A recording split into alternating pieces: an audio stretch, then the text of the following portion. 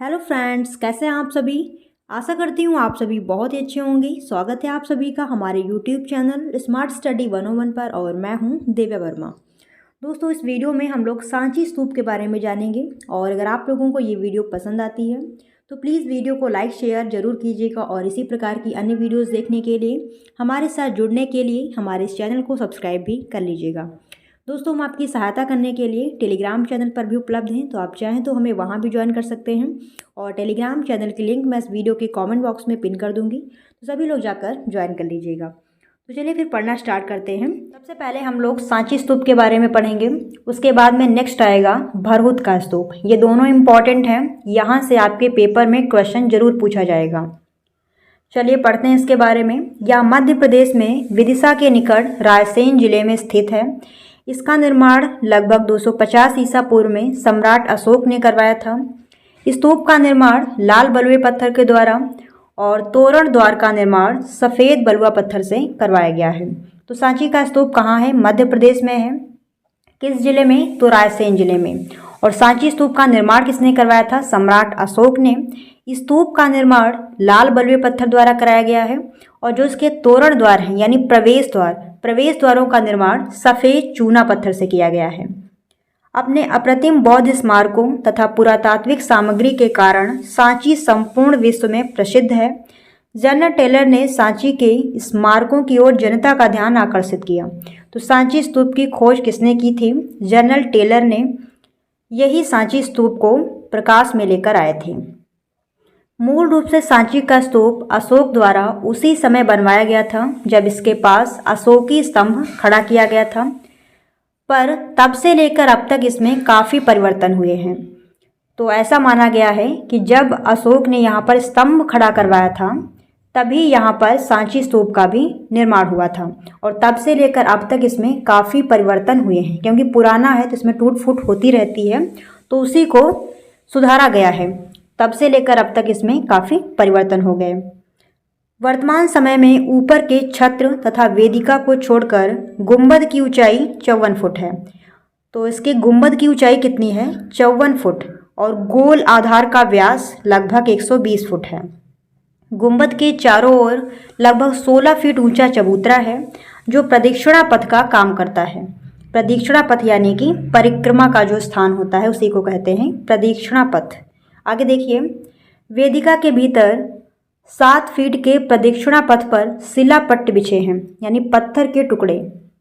तो यहाँ तक पहुँचने के लिए दक्षिण दिशा में दोहरा सोपान मार्ग है।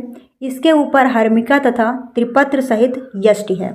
हर्मिका आपको बताई गई है, जिसमें बौद्ध धर्म से संबंधित जो पवित्र अवशेष रखे होते हैं उसी को हर्मिका बोलते हैं। और त्रिपत्र यानी कि जो ऊपर छतरियाँ लगी होती हैं, और यष्टि जो इस तरीके का डंडे का आकार होता है, इस पर छतरियाँ लगी होती हैं, तो ये हो गई छतरियाँ, और नीचे का जो डंडे के जैसा आकार होता है इसे बोलते हैं यष्टि।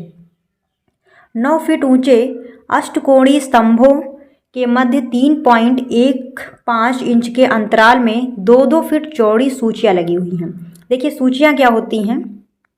ये आपका सांची का स्तूप था, तो यहाँ पर जो सीधे ये खड़े हैं ये हो गए स्तंभ, और जो इस तरीके से लाइनें हैं इनको बोलते हैं सूचियाँ। आगे देखिए, अलंकृत तोरण 34 फीट ऊंचे हैं और जो तोरण द्वार हैं ये अलंकृत हैं, इन्हीं पर आकृतियाँ बनी हुई हैं और इनकी ऊंचाई कितनी है? 34 फीट। आगे देखते हैं, तोरणों की रचना। सभी तोरण द्वार ईसा पूर्व पहली शताब्दी के हैं।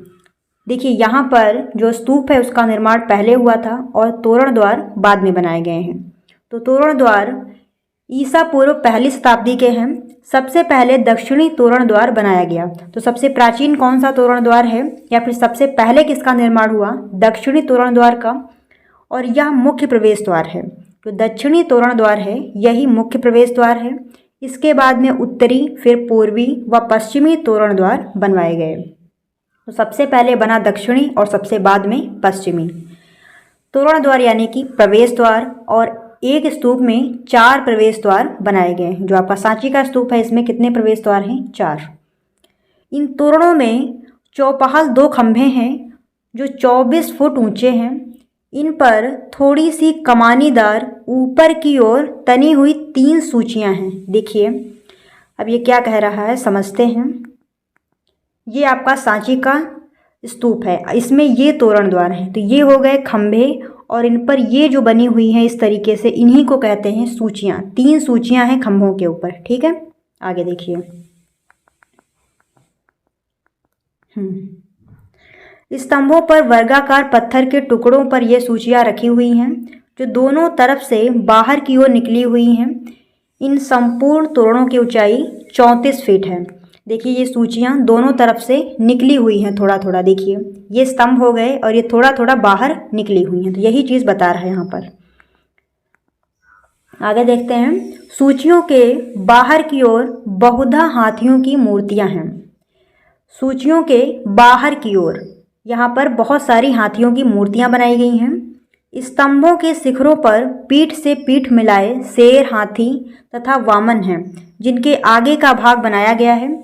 इन आकृतियों के ऊपर स्त्रियों की सुंदर तथा शोभनीय आकृतियां हैं जो सबसे नीचे वाली सूची को दोनों हाथों से साधे हुए हैं। तो जो स्तंभ हैं, स्तंभ के शिखर पर शेर, हाथी, वामन इस प्रकार की आकृतियां बनाई गई हैं। इन स्तंभों व सूचियों को विभिन्न जातक कथाओं तथा बौद्ध के जीवन की घटनाओं से चित्रित किया गया है। ये जो स्तंभ बने हुए हैं और ये जो सूचियां हैं, इन पर बहुत सारी जातक कथाएं उत्कीर्ण हैं।